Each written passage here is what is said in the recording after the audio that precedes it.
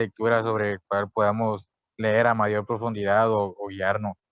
Sí, sí, hay un libro que se llama Metrología de Carlos González. El libro yo lo tengo en PDF y yo se lo voy a compartir en el chat de Telegram para que todos lo tengan.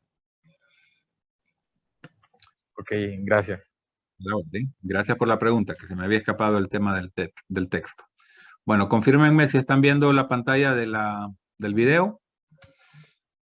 Sí, Sí, sí, se está bien. listo. Entonces, miren, eh, hay un canal argentino que se llama Encuentro, que ha tenido a bien hace algunos años hacer una serie sobre metrología. O sea, eso es una ayuda increíble para la clase porque no es lo mismo que yo les esté hablando aquí, hablando y hablando y enseñándoles las páginas de un libro, a que ustedes lo miren en un video con científicos, con entrevistas y con todo, ¿verdad? Entonces, la serie se llama En su justa medida, ¿verdad? Ahorita vamos a ver el capítulo que habla sobre la historia de las medidas. El video dura un poquito menos de 23 minutos, ¿ok? Entonces, pongamos atención, porfa, porque todo lo que nos va a mencionar nos va a ayudar para ir entendiendo más adelante cómo es esto de que las medidas son tan importantes y obviamente los instrumentos de medición.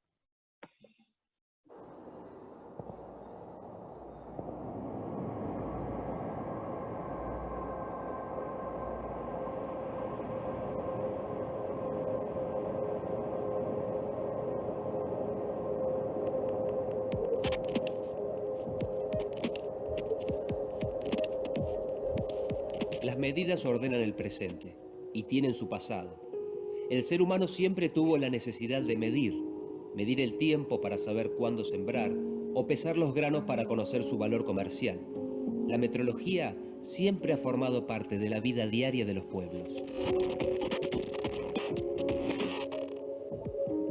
En la antigüedad, las distintas culturas calculaban sus intercambios económicos usando como patrón el propio cuerpo. Ubicaban el ejercicio del medir entre el poder de sus reyes y la fuerza de las divinidades.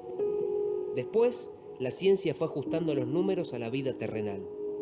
El avance tecnológico se encargó del resto. Historia de las medidas, o la metrología, ciencia con prehistoria.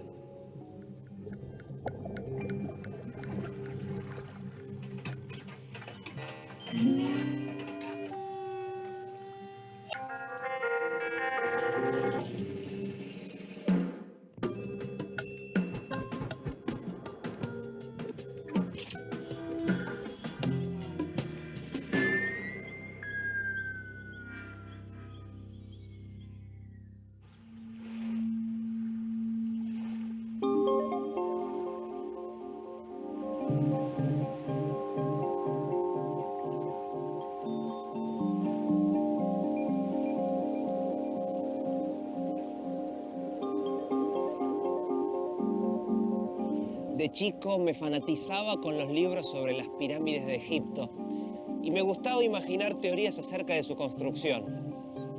Sin dudas, la que más me atrapaba es la que incluía a los extraterrestres. Mi mente infantil no se podía imaginar de qué otra manera trasladaban bloques enormes y pesados sin la tecnología de la modernidad. ¿Cómo se levantaron esas formas perfectas en medio del desierto, a orillas del Nilo? ¿De qué manera lograban ese encastre perfecto?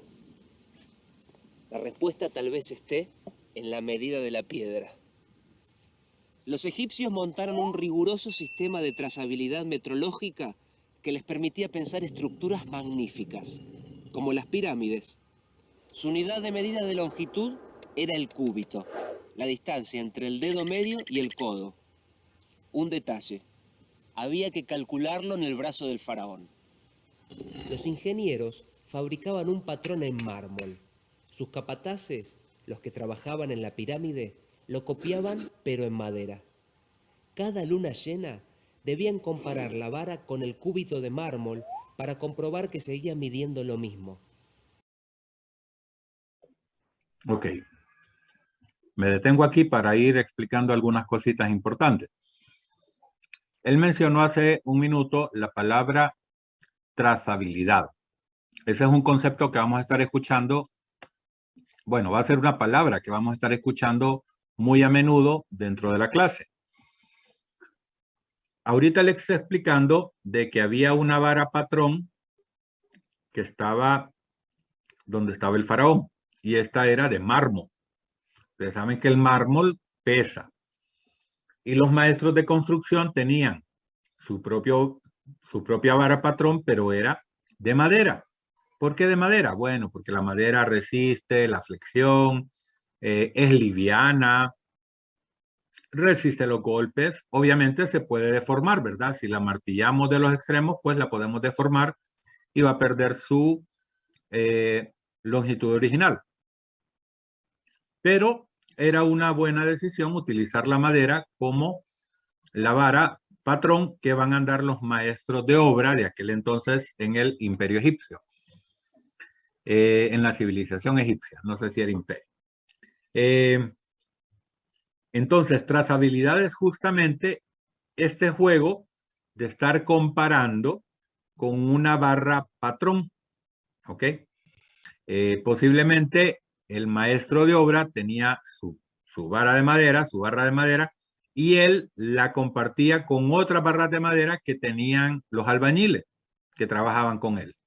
Entonces los albañiles tenían que ir cada cierto tiempo a revisar que la barra de madera estuviera igual a la del maestro de obra y el maestro de obra en cada luna llena prestaba su barra para que la compararan con la del faraón. ¿Ok? Eso se llama trazabilidad y en nuestro medio todavía se utiliza. O sea, vamos a ver que, por ejemplo, hay algunas masas que sirven para calibrar balanzas.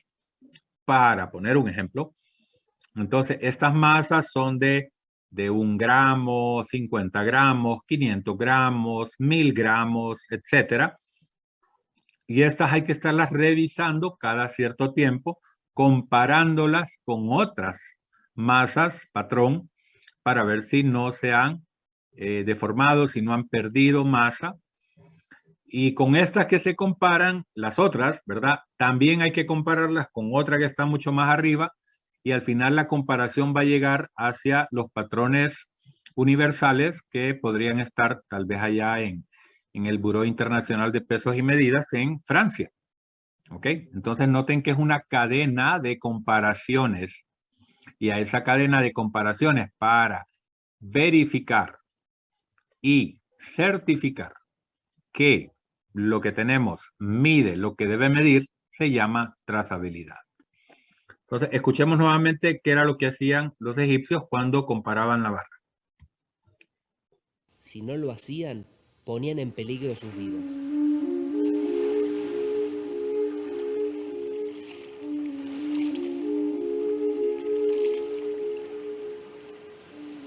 Incumplir la orden de calibrar la madera que servía como patrón se traducía en una muerte segura. ¿Por qué se cuidaba con tanto recelo la precisión del cúbito? Porque en su modelo se esconde la perfección de las pirámides. Los ingenieros egipcios, y no los extraterrestres de mi infancia, lo sabían. Si uno observa cada parte de la construcción, se advierte que el encastre es perfecto. Las piedras se cortaban en lugares distintos, pero eran todas iguales.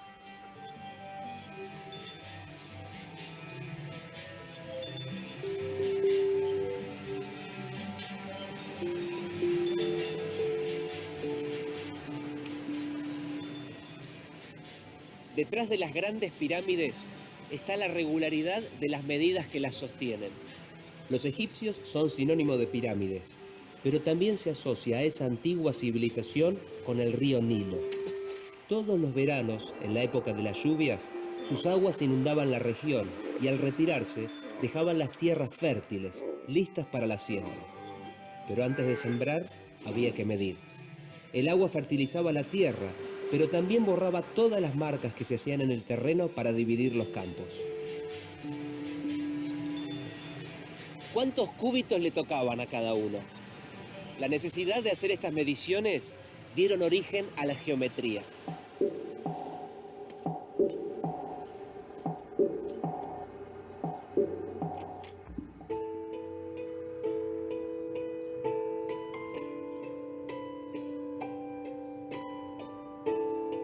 Los antiguos egipcios medían, cosechaban y comercializaban. Para pesar, utilizaban una balanza parecida a esta. Los dos platillos, además, jugaban un papel importante en las creencias religiosas. El libro de los muertos relata el modo en que el dios Anubis pesaba el corazón de los difuntos para decidir el pasaje a la vida eterna o para disponer el peor de los destinos. En un platillo depositaban el corazón y en el otro una pluma que representaba la verdad y la justicia universal. Tot, el dios escriba, hacía preguntas al muerto sobre su conducta en la vida. De acuerdo a las respuestas, el corazón disminuía o aumentaba su peso.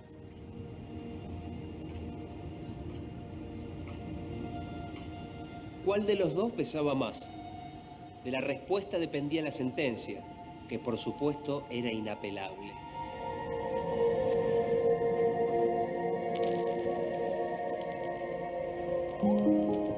Si el veredicto era positivo, el corazón era recibido en el reino de Osiris.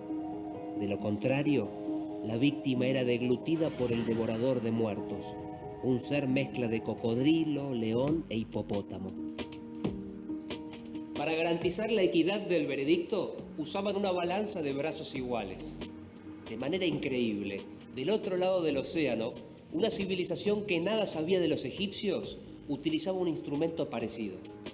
Eran los incas, en América.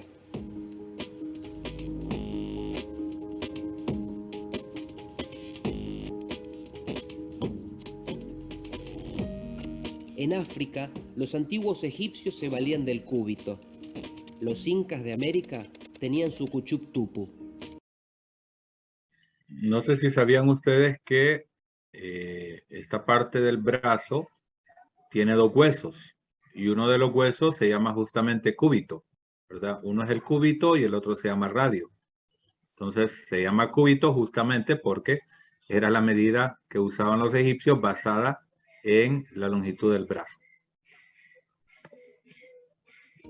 Ambos representan la distancia que separa el codo del extremo de los dedos de la mano. ¿Pura casualidad o estaba escrito que así fuera?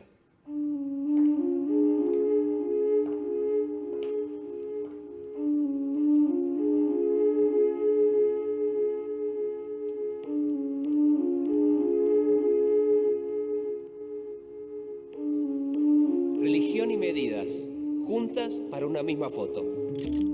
En el Antiguo Testamento se advierte: no tendrás en tu bolsa pesa grande y pesa chica. No tendrás en tu casa medida grande y medida chica. Pesa exacta y justa tendrás. Medida exacta y justa tendrás, para que tus días se prolonguen en la tierra de Jehová.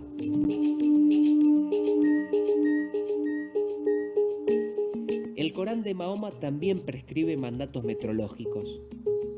En nombre de Alá misericordioso y compasivo pide: desgracia a los que falsean el peso y la medida, a quienes cuando miden en contra de otros, colman la medida.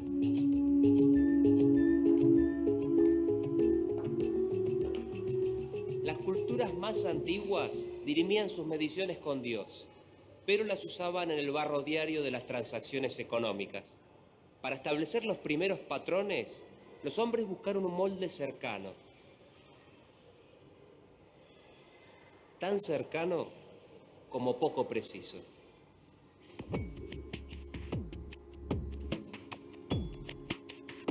Se trata del cuerpo convertido en una vara para medir. Cada parte corresponde a un valor diferente, como el cúbito de los egipcios, que también fue adoptado por los hebreos, los babilonios, los griegos y los romanos. Bueno, noten acá esta cadena que aparece de las medidas de los egipcios, ¿ok? Recuerden que en la Biblia nos habla que el pueblo hebreo era esclavo del pueblo egipcio, ¿ok? Entonces, cuando Moisés logra liberar a los hebreos, pues ellos se llevan el sistema de medida que usaban los egipcios. Tiempo después, los babilonios invaden la tierra donde estaban los hebreos, ¿verdad? La invadieron, la destruyeron, se llevaron a la gente secuestrada y así ocurrió la historia, ¿verdad? Es una historia muy triste la del pueblo hebreo. Y bueno, la cultura continuó avanzando, aparecieron posteriormente los griegos, ¿verdad? Que también, bueno, los babilonios por haber invadido a los hebreos y haberlos hecho prisioneros, pues también adoptaron las medidas que ellos usaban. Luego los griegos, que eran más pacíficos, digamos, no eran tan guerreros, eran algo guerreros, ¿verdad? Pero no tanto. Pero también logran heredar este sistema que venía desde los egipcios y luego lo hacen los romanos. Los romanos, recuerden que el Imperio Romano estuvo prácticamente en toda Europa, ¿verdad?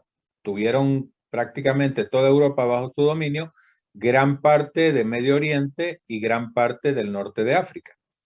Entonces los romanos continúan todavía utilizando las medidas que venían arrastrando, son medidas antropométricas, ¿verdad? Basadas en las medidas del cuerpo humano. Y ellos también estaban dentro de las islas de Gran Bretaña, bueno, de las islas del Reino Unido, digamos así, a donde está hoy día Inglaterra.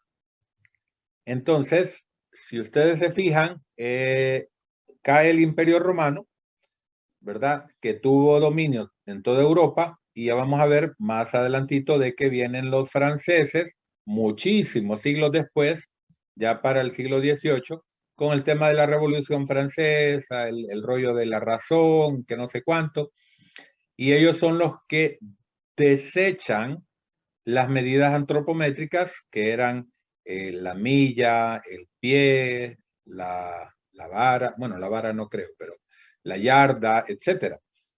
Y empiezan ya con el sistema métrico decimal. Ok, pero eso ya ocurrió en el siglo XVIII. Todo el tiempo anterior fueron medidas antropométricas. Al día de hoy, hay 3 países en el mundo que todavía tienen el sistema anglosajón como sistema oficial de medidas. Y uno de esos 3 países es nada más y nada menos que Estados Unidos, ¿verdad? Entonces, no nos hemos podido deshacer de ese sistema de medición, ¿verdad? De los pies, de las millas, de las yardas, porque todavía las pulgadas son de uso en Estados Unidos. Puse la pausa porque quería que vieran cómo fue la cadena, ¿verdad? Cómo fueron heredando las culturas este sistema de medidas antropométricas. Son las medidas antropométricas.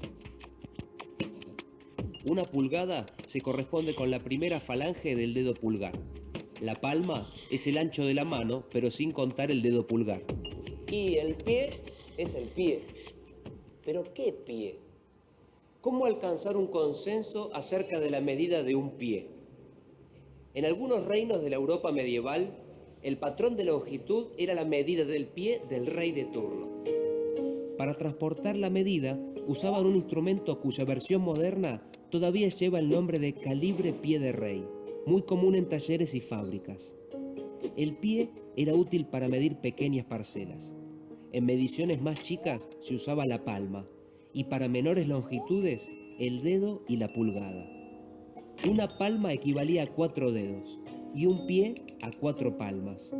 En tanto, una milla eran 1000 pasos.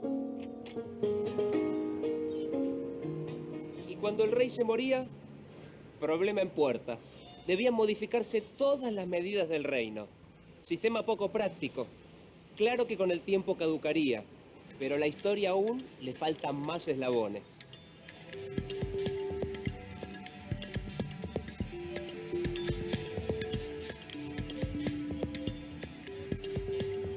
La Edad Media es un mapa fraccionado de Europa en feudos y reinos con señores y reyes que dirimen poder.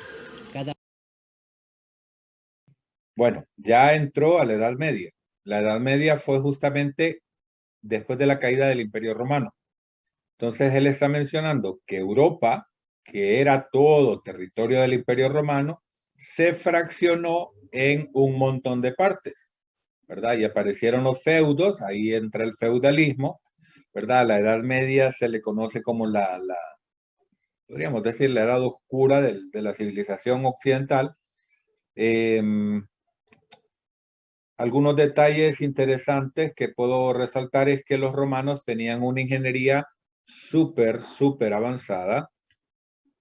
Hoy día, después de 2000 años, uno se asombra, ¿verdad? Y quizás más de 2000 años, tal vez, uno se asombra de las construcciones que los romanos hicieron y cómo todavía siguen en pie después de 2000 años, ¿verdad? Por ahí hay algunos videos, bueno, tal vez nuestra clase no es parte de esto. En Resi 1 sí me gusta a veces compartirles los videos de ingeniería romana cuando desarrollan los ladrillos, el concreto, cuando hacen los acueductos, cuando desarrollan el arco, ¿verdad? Porque tiene que ver con la clase. Aquí pues igual, si en algún momento les puedo compartir algún video para que lo miren en su tiempo libre, pues también lo voy a hacer, ¿verdad? Los videos están gratuitos en YouTube sobre la ingeniería romana, ¿verdad? Que se llama Ingeniería de lo Imposible, que es una serie que presentaba Discovery Channel, si no me equivoco, o History Channel, uno de los dos. El asunto es que cuando cae el Imperio Romano, toda esa ingeniería, toda esa ciencia se va por la coladera. Y la Edad Media fue una edad muy rústica, hasta las pinturas, las imágenes eran así sin mucha gracia, pues. Entonces, él está hablando ahorita justamente del feudalismo, ¿verdad? Del fraccionamiento que hubo, aparecieron reyes por todos lados, feudos también, ¿ok? Bueno, sigamos. Cada uno a su estilo y a su conveniencia. Voy a retroceder un poquito. ¿Cómo sobrevivían las medidas en ese...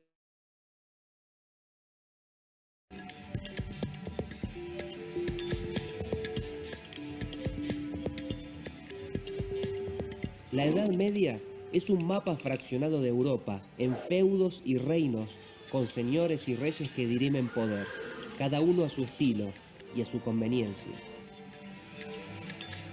¿Cómo sobrevivían las medidas en este escenario? A discreción del poder del señor feudal de turno. Por ejemplo, en España, tomar un simple trago de vino podía convertirse en un verdadero conflicto de medidas. En todas las regiones, la unidad de volumen llevaba el mismo nombre, cántara. Parece fácil entonces ponerse de acuerdo, pero no. Es que en cada comarca tenía valores diferentes. En Aragón, cada cántara equivalía a 8 jarros, el jarro a 2 cuartillos y el cuartillo a 4 copas.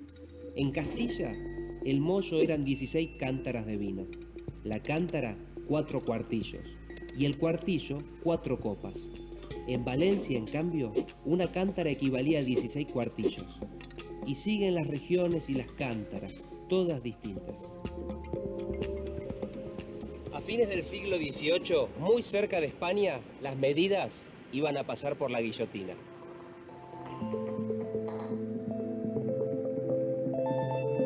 ...1791, Francia. En la efervescencia de la Revolución, la Academia Francesa de las Ciencias estableció como unidad de longitud la 10.000.000ª parte de un cuarto del meridiano terrestre. Ok, noten acá, ya no van a hablar del metro.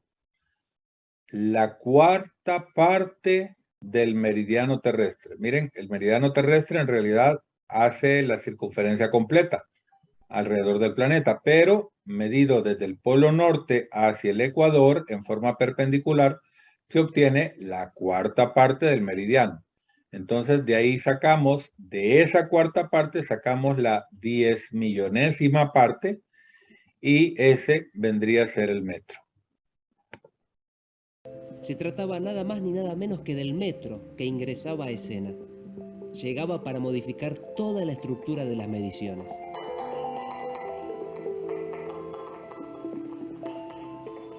En esos años, el químico Antoine Lavoisier también establecía la unidad universal del peso, el kilogramo. fue definida a partir del metro, como la masa de un decímetro cúbico de agua a una atmósfera de presión y la temperatura de su máxima densidad, 3,9 grados centígrados. Ok, noten que esto ocurrió años después de 1791. Como ya estaba establecido el metro, ya tenía múltiplos y submúltiplos. Entonces aquí nos aparece un decímetro cúbico de agua. Un decímetro cúbico no es más que un litro. Aquí, pues él lo está presentando bastante grande, ¿verdad? En comparación al tamaño de él, ¿verdad? No es así de grande, un decímetro cúbico es mucho más pequeño, es un litro, pues. Entonces, cuando tenían un decímetro cúbico de agua a la presión atmosférica, a la presión al nivel del mar, a una atmósfera, y a una temperatura de 3,9 grados Celsius, entonces esa cantidad de agua equivalía exactamente a 1 kilogramo. Y ustedes dicen, bueno, ¿y qué tiene que ver el 3,9 grados Celsius? ¿Verdad? Él mencionó que es el punto donde el agua tiene mayor densidad. Bueno, pues resulta que el agua es un compuesto, ¿verdad? De hidrógeno y oxígeno, que tiene unas características bien interesantes.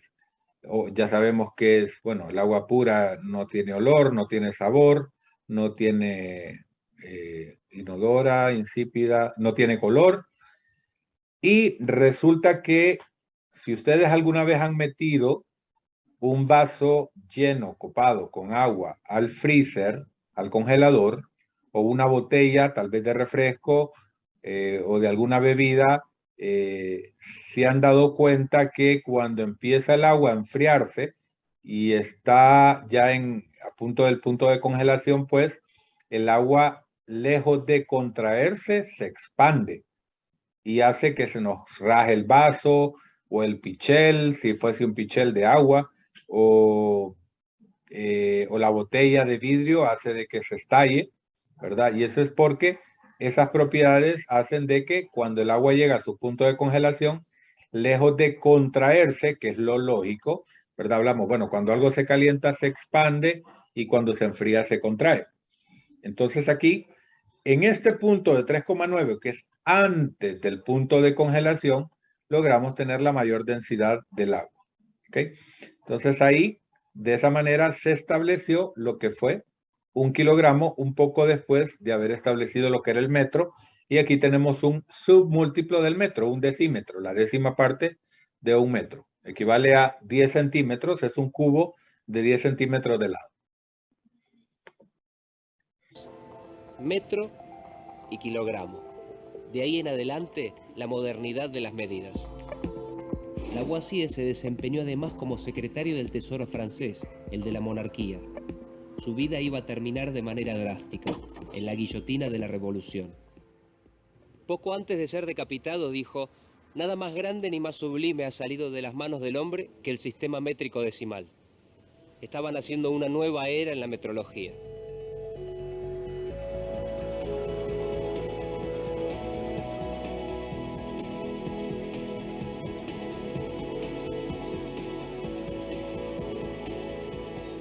En la Argentina incipiente, los mismos hombres que hacían la patria pensaban también cómo medirla. A fines del siglo XVIII y principios del XIX, las noticias viajaban al ritmo lento del barco en el océano. En Buenos Aires, mientras inscribían sus revoluciones, los próceres escuchaban las innovaciones metrológicas que pensaban los europeos.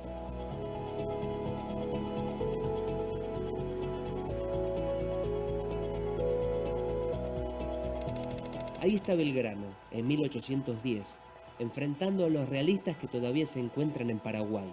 El hombre, que además de militar es periodista, economista y sociólogo, escribe un reglamento para ordenar el régimen político y administrativo de la región. Bueno, aquí nos va a hablar un poquito de la historia de la metrología en Argentina. Voy a adelantar esta parte porque pues no es parte de Honduras, ¿verdad? Vamos a venirnos por acá tal vez. Carce, el yerno del general San Martín.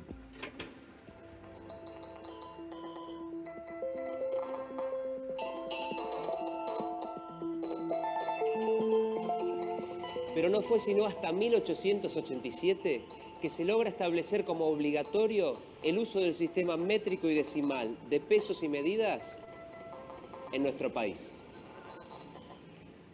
Desde que se realizó la Convención del Metro, cada 4 años se convoca a todos los países miembros en una conferencia general de pesas y medidas, donde se tratan las cuestiones que un comité internacional pondría en su consideración.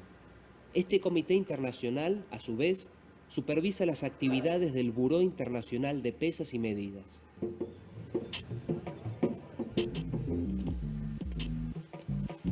El sistema métrico decimal se instituyó finalmente a fines del siglo XVIII como forma hegemónica del medir. Pero no le fue tan fácil. Hubo rebeliones y aún hoy existen comunidades que se resisten. En Brasil todavía se recuerda la revolta do quebraquilos. En 1872, el gobierno brasileño adoptó el sistema métrico decimal y comenzó la batalla. Entre 1874 y 1875, el nordeste del país se levantó en contra de un enemigo inaudito, el kilogramo. Los pobladores ingresaban a las ferias y destrozaban las cajas que guardaban el nuevo patrón de peso. Estaban seguros de que las nuevas equivalencias perjudicaban su economía y querían volver a la onza y al quintal. La rebelión se tornó tan violenta que fue necesaria la intervención del ejército. Y todo por el kilogramo. En 1960, en la Conferencia General de Pesas y Medidas, se estableció el Sistema Internacional de Unidades.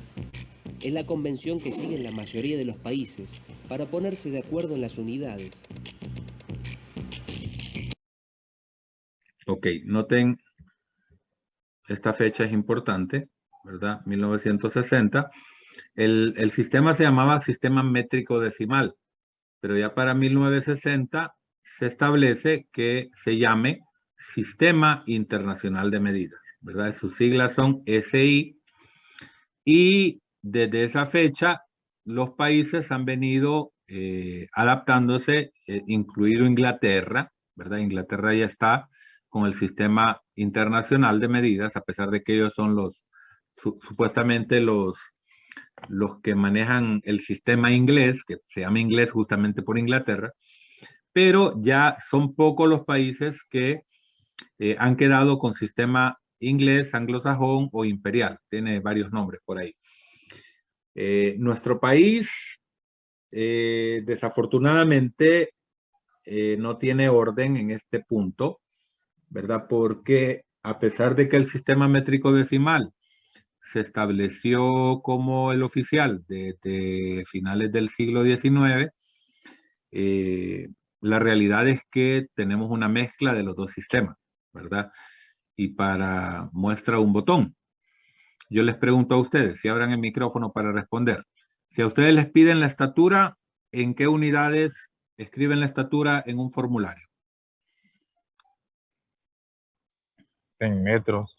Metros. Metros son sistema internacional. Y cuando les piden el peso, ¿en qué unidades ponen el peso que tienen cada uno de ustedes? En libras. Kilogramos. No, debería de ser en kilogramos, debería, pero no. Cuando nos ponen un formulario, ya sea de una aseguradora o vamos a un hospital y llenamos una ficha, el peso en metros y, perdón, el peso en libras y la estatura en metros. Entonces noten, libras, sistema inglés, anglosajón, metros, sistema internacional. Les pregunto, cuando van a ponerle aire al neumático del auto, ¿en qué unidad de medidas miden la presión de la llanta? Sin pena. ¿Perdón? PSI, correcto. Sí. Que nosotros usualmente lo vulgar que decimos es libras. Ponerle 32 libras de presión, pero en realidad son 32 libras por pulgada cuadrada. Son las unidades de presión. Bueno, noten, son PSI, son libras, sistema inglés, por pulgada cuadrada, sistema inglés. ¿Ok? Cuando medimos la temperatura del de un paciente en un hospital, o ahorita que estamos con el tema del COVID, nos miden la temperatura en todos los negocios, o cuando medimos la temperatura del clima, ¿en qué unidades medimos la temperatura? En Celsius. Grados Celsius, exactamente. Grados Celsius es sistema internacional, ¿verdad? Los estadounidenses miden en grados Fahrenheit. Entonces noten la mezcla que tenemos y así podemos estar un buen rato hablando aquí de unas cosas que son del sistema internacional y otras que son del sistema inglés.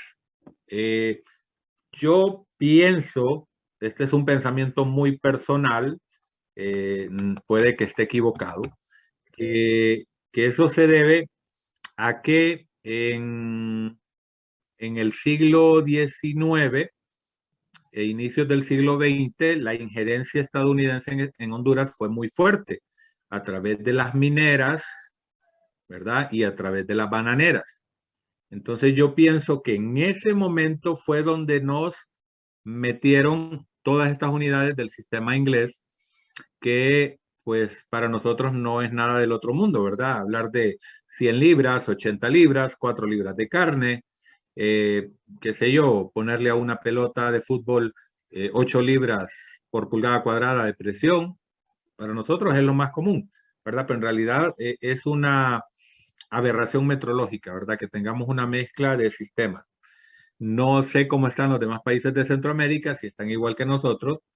Es posible que sí, es posible que no. Sé que México está muy bien definido y ellos estaban en el sistema métrico y luego pues pasaron al sistema internacional, ¿verdad? Allá sí, todo es en kilos, todo es en metros, kilómetros, grados Celsius, etc. En la Conferencia General de Pesas y Medidas, Recuerden que esta conferencia se realizaba cada 4 años, se realiza todavía, se realiza cada 4 años, entonces en la de 1960 fue donde se definió que íbamos a tener ya el sistema internacional con ese nombre. Antes se llamaba métrico decimal, pero estaban las dos partes. Una parte del mundo tenía todo lo que eran colonias británicas, hablemos de la India, hablemos de Sudáfrica, muchos países de África, hablemos de Australia, hablemos de Estados Unidos, ¿verdad? Que eran colonias británicas, todavía hay muchas islas en el Caribe que son británicas. Ellos pues tenían el sistema anglosajón, que es el sistema inglés. Pero a partir de 1960 ya se busca que todos los países vayan migrando, y los que han sido los grandes rebeldes han sido los estadounidenses, ¿verdad? Que no han querido pasarse todavía al sistema internacional porque argumentan que serían inversiones millonarias las que tendrían que hacer para que toda la industria pase a ser sistema internacional. se estableció el Sistema Internacional de Unidades. Jóvenes, se nos va a cerrar la reunión. Conectémonos de vuelta, por favor.